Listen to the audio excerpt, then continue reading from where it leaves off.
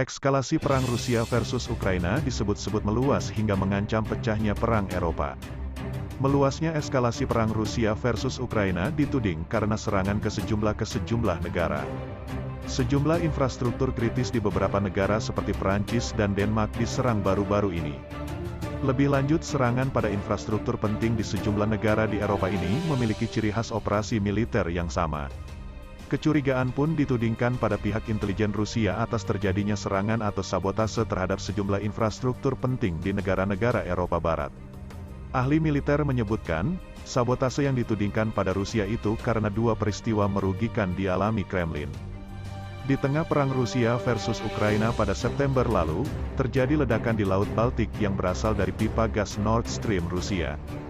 Dalam insiden meledaknya pipa gas Nord Stream itu, Rusia menyalahkan Inggris karena dianggap melakukan sabotase.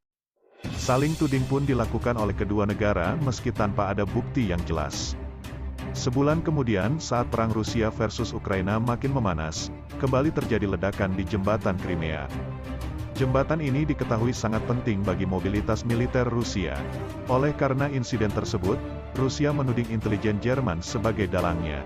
Menteri Transportasi Jerman, Volker Wissing mengutuk atas insiden pengeboman jembatan tersebut.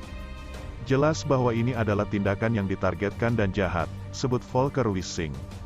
Serangan balasan Rusia pada negara barat 2 hari usai insiden ledakan di jembatan Selat Kerech terjadi pemadaman listrik karena pasokan di Denmark.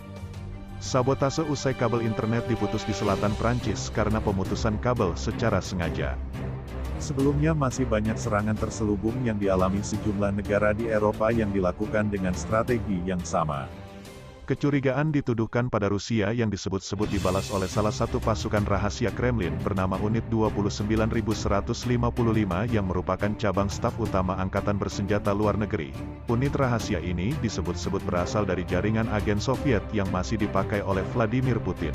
Sementara itu, pembelot Rusia mengatakan bahwa Vladimir Putin juga menghidupkan jaringan agen rahasia sejak tahun 2000-an.